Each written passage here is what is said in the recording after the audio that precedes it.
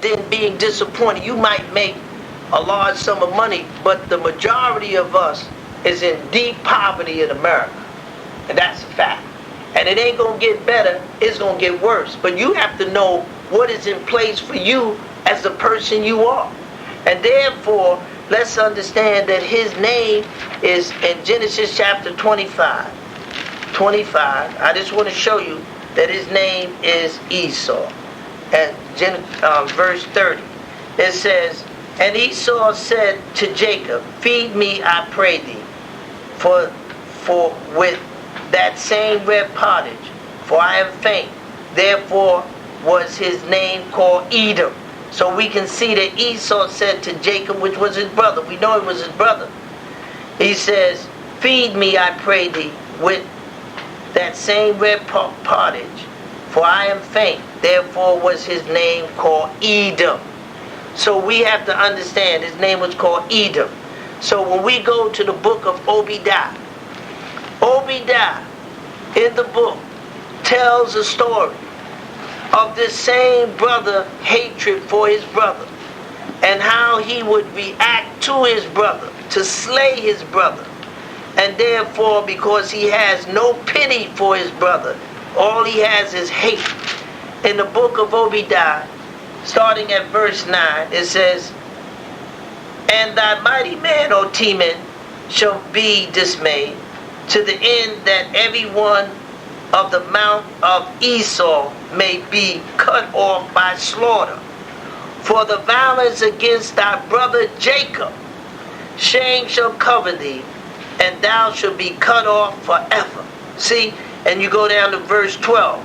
But thou should not have looked on the day of thy brother, in the day that he became a stranger, neither shouldest thou have rejoiced over the children of Judah in the day of their destruction, neither shouldest thou have spoken proudly in the day of distress.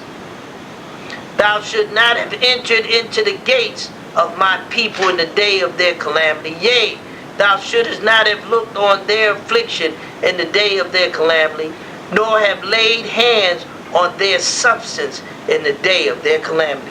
You got a picture, they went into Jerusalem, they went up there, you got that big candle, they got a picture of it that they was removing in 70 AD.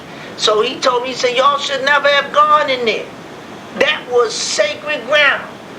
You have to know this. And then when you know it, you sit comfortably knowing. And it says in Obadiah chapter 1 to verse 4, it says, the vision of Obadiah, thus said Yahweh God concerning Edom. We have heard a rumor from Yahweh, and an ambassador is sent among the heathens. Arise ye, and let us rise up against her in battle. Behold, I have made thee small among the heathens. Thou art greatly despised. So our brother Esau is greatly despised among the heathens. The pride of thy heart has deceived thee. Thou that dwellest in the cliff of the rock, whose habitation is high, that saith in his heart, who shall bring me down to the ground? So we can see that these things that Yahweh is saying pertains to our brother Esau. Esau has that pride, and his pride is in, let's go to Psalm 49. Psalm 49. And when you research this, you find out that it's absolutely true. It says, they that trust in their wealth. Yes, he trusts in his wealth. And boast themselves in the multitude of their riches. That's what he boasts himself in. He trusts in his riches. This country trusts in the riches that it has accumulated. You understand what I'm saying? Therefore, in Psalm 54, see these also 52, verse 7. Lo, this is the man that made not Elohim his strength, but trusted in the abundance of his riches. Lo, this is the nation that made not Elohim his strength, but trusted in abundance of their riches and strengthen themselves in their wickedness. And this is what they strengthen themselves in their wickedness. And therefore, when we read Psalm 62 and we go forward, these Psalms also pertains to a nation as well as to an individual people. And therefore, when we see that in Psalm 72 verse 10, if riches increase, set not your heart upon them. In other words, if your riches increase, you don't set your heart upon them, because what it says back in Psalm 59, it says 59 verse 16, be not thou afraid when one is made rich, when the glory of his house is increased. For when he died, he shall carry nothing away. And you said Psalm 59? 59 verse 16. For when he died, he shall carry nothing away. His glory shall not descend after him. No. 49 verse 16. I just want to make it clear to you that there are things that is put in place to make us as a people strong, so that we will know our destination. We don't have to worry about how wicked the people are. We don't have to worry about that. We know that they set their whole confidence on deceitfulness and on the riches that they rob and has plundered. But Yahweh God in this book will tell you an absolute truth. Be not thou afraid when one is made rich, because you ain't going to take none of it away with you. And set not your hearts on it. And because, as it says in Proverbs 11, Proverbs 11 makes things clear. And this is why you read the book, to make it clear. Proverbs 11 verse 4. You want to make it clear to you, so that as you walk through this earth, you don't fear, because Yahweh God knows that the circumstances that you have encountered, you have read, and he has blessed you with the understanding.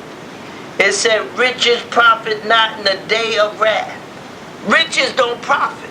No matter all the money you have, all the scheming you've done, in the day of the wrath of Yahweh God, not one penny is going to matter.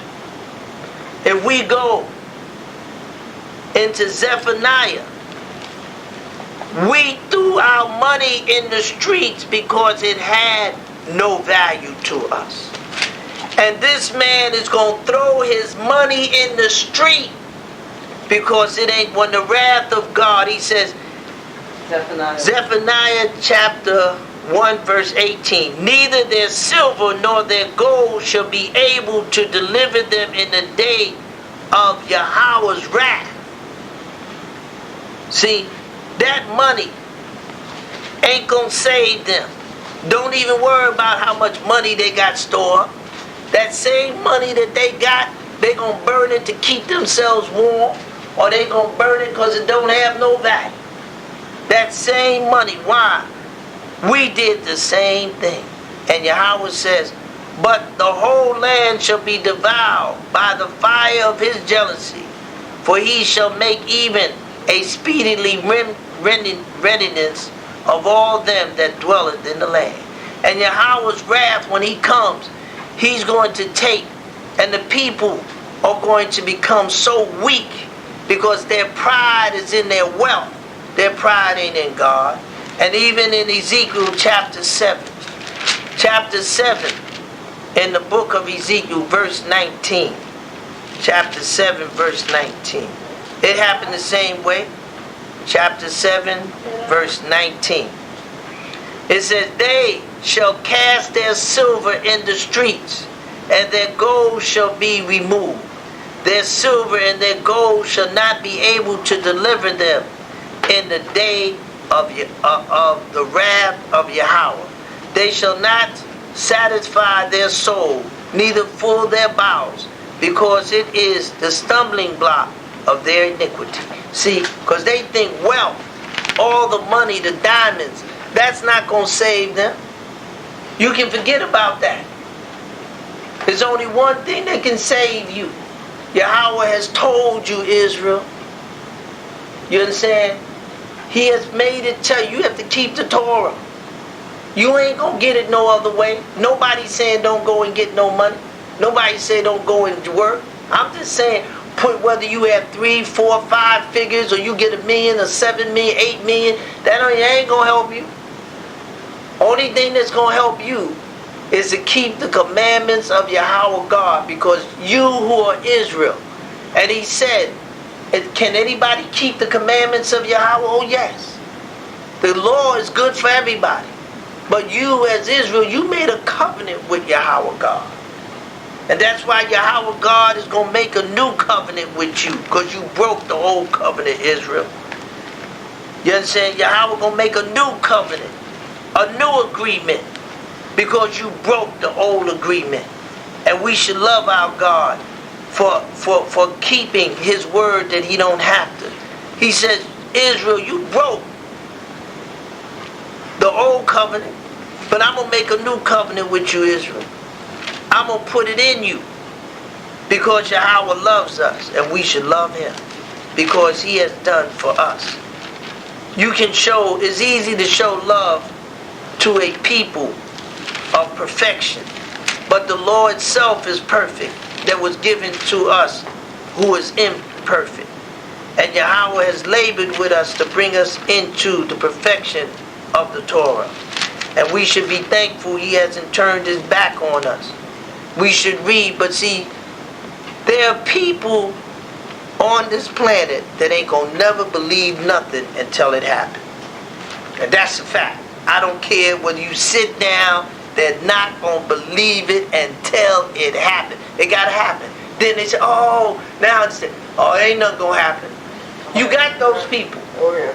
And you got the majority of them. And you got people that they shake and they say, but they still go about their business to do what they want to do. This is a narrow, straight path. You can't go to the left nor to the right. You can't say, well, tomorrow I'll do it. My job is to tell you. Your job is to do it. You don't do it, that's your problem. But to tell you is an honor, and to encourage you to do it. Because the only thing that's going to help us is the keeping of the commandments of Yahweh. You don't have to worry about politics. Is not going to save you. You won't teach your kids about their own history of slavery. But you say, oh, we don't have to deal with that. That is something that you have, that by your neglect of it, it holds you back more than you know, because you have nothing to present of any substance. Your history of slavery and your history of what America has done to you systematically is a history that you can draw strength and vision for. But you don't want to tell your kids about that lynching. That America had a total pleasure in exterminating you. And that's a fact. They would have picnics. Do you know what it is to eat food around somebody and rejoice because you done just hung them up and castrated their penis and your children is running around? Do you understand that was the biggest joy that they could ever execute among them? And they celebrated it as though they made it into a holiday. What are you doing? And you want to forget that? You should make sure that your children know that. That has been the biggest, there's been no more diabolical crime that a nation could commit against a people than what has been perpetually done against us, that they went and got us. It's one thing if they would have done it to us on our own geography. They took us off the geography and put us on an unknown geography that we couldn't blend into the people. Therefore, our suffering was a perpetual suffering by our very skin color. And therefore, when you didn't have an accent and they couldn't see that you were different than the slaves they brought, they dealt with you differently. Every black man ain't the same. Every white man ain't the same. Every man, you can't judge just by his skin color. If you spoke Spanish, they couldn't tell you wasn't Puerto Rican, because there are different shades within them. But at the same time, they made it because they put your social security number so it might identify you. So I'm just saying to you, Yahweh God has made a new covenant with Israel. Behold, the day cometh, said Yahweh, that I will make a new covenant with the house of Israel and with the house of Judah. See, you don't understand. He's separated. He said Israel is the family, and he said, I made a covenant with Israel and with the house of Judah. Read it. Not according to the covenant that I made with their fathers in the day that I took them by the hand to bring them out of the land of Egypt, which my covenant they broke, although I was a husband unto them, said Yahweh. But this shall be the covenant that I will make with the house of Israel after those days, said Yahweh. I will put my Torah in their inner parts and write it on their hearts, and will be their God, and they shall be my people. May Yahweh bless each and every one, because that's the way it's going down. And it's in our hearts to keep the Torah, to serve our God. Yahweh God, we thank you for this day. May the Spirit of our God rest upon us. May we love Yahweh God eternally. May His Spirit be with us. God Allah, Yahweh Ha, God Allah, Allahayim, La'ah, Ya'adnaha, Latista Yakwa, Kaya, Shamasha, Shamagana, Yahweh, Allahayim, Kanaha, Alaka, Yahweh, Sabayaba, Layura'a, Yawa, Wayacha, Atisma, Barawaka, Allahayima, Ashura, La'a, Isayura, Paladaya, Chasadawa, Adaya, Kaya, La'a, Chasha, Bayakaba, Wala'a, Wasama, Mayashara, Allah. May Yahweh continue to bless us. Yahweh Allahayama, Yahweh Allahayama, Yahweh Allahayama, Yahweh Allahayama, Yahweh Allahayama,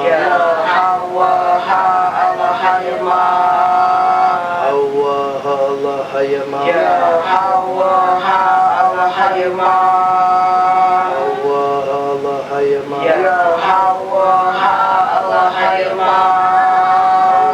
Allahayama, Yahweh Allahayama, May Yahweh continue to bless us and keep us. May the Spirit of our God be ever with us. May we not deviate therefrom. May we remember Yahweh God in all that we set our hand to do. May we love our God with a perpetual love. For He is our God and our strength and the liver of our soul. Amen. Amen.